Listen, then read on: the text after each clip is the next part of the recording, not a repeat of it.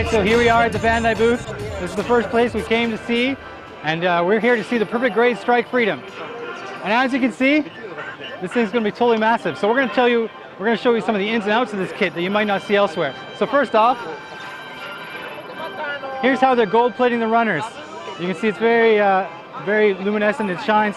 Also, if you look at the back, certain areas are going to be undergated, which means you can cut them off without taking off this gold finish. They've also designed these gold pieces to be visible when you're moving this kit. So as your kit knee bends, this armor slides out, you're going to see the gold frame parts underneath. There's lots of pieces that are going to be visible for you. Wow, this thing's huge. Fully transformable action. Looking at the beam shield here, the person was telling us that they've added a different kind of effect to this to try and bring out that shine that you can see. Hopefully if we catch the light properly here.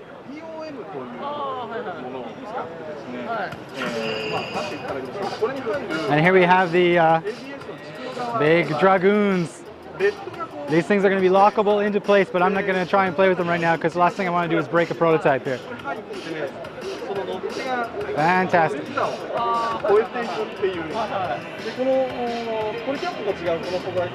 As this is a Katoki Hajime design kit, you're going to expect a lot of decals, a lot of stickers. But how many? Well, they have a template here for you. That's a lot of decals, so you're going to need a lot of time.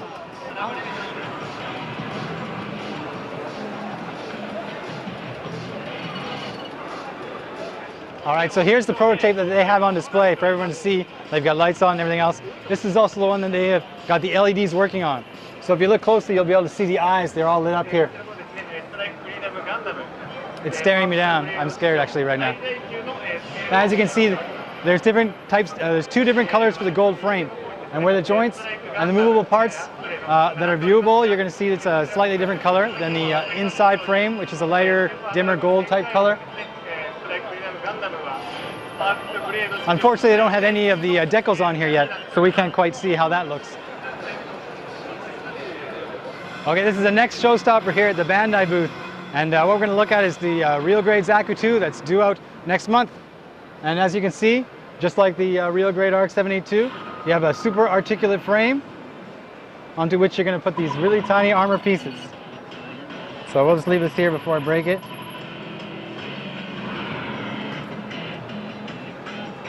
For the armor pipes, they do the same as a 2.0 Zaku IIs and Goofs.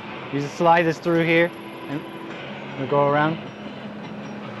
And just like the RX-78-2, you're going to get a whopping decal sheet here, really tiny decals. As you can see, we have the foils just like the RX-78-2. And I didn't realize there were this many markings on a Zaku, but here they are.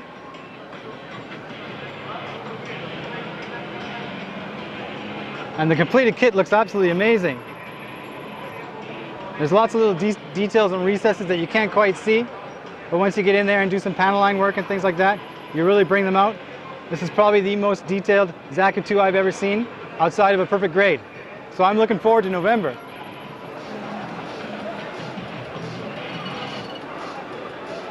So everybody already knows about the mega size model of the RX-78-2, but what do we have here at the hobby show today? Is its counterpart, the Char Zaku. So we got 1/48 scale Zaku 2.0. You can see that it comes with all of its weapons, even the weapons you will have to assemble, even things like the axe. Also, the hands come molded as one piece in this set, just to hold on to that. But this will be just as articulate as you can see the mega size model here. I'm not going to play with it, of course, but hopefully when this thing comes in, we'll have a better look at it. This one's due out in December, so start saving your pennies.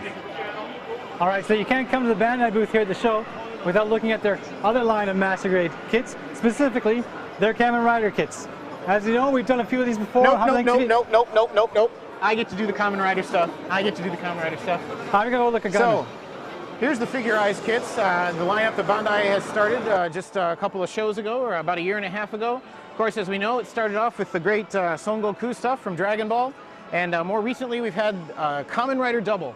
And I personally, if you're a watcher of HobbyLink TV, would know, I built the Cyclone Joker and had a lot of fun doing that. We've also had already releases of the Heat Metal version, and we have the other one coming up here too. Down here we can see an interesting place where various Bandai employees played with all of the different color parts to make all the different color combinations of Kamen Rider Double. And you can actually do this if you buy multiple kits. You can't really take them back apart and put them back into different combinations. Well, actually you can, but it would be an incredible pain in the butt. But Bandai employees played around and made all the combinations here. Now, the big news. Look real close up in this corner. There he is. It's Kamen Rider Axel, also from Kamen Rider Double.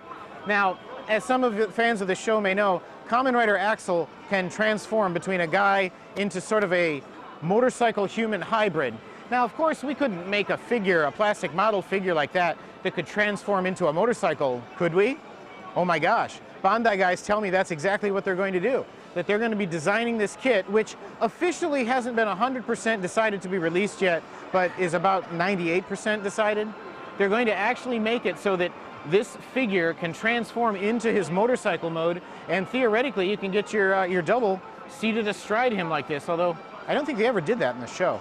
But anyhow, this looks like it's going to be very impressive. Obviously the wheels are going to have something happen there, because in the show when he transforms, somehow magically those tires are changing size, so there'll probably be some swapping parts there. But except for that, this looks like it's going to be a really cool item, because I almost like Axel, his assistant in the show, just as much as I like Kamen Rider Double. So definitely some excitement there.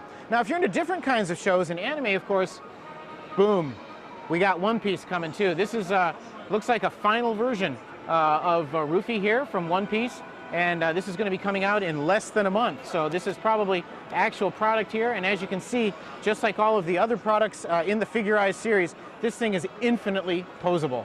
So it looks like a lot of fun, and it looks like it comes with these stretchy limbs here too, so you're going to have a lot of different poses that you can do with Rufy too.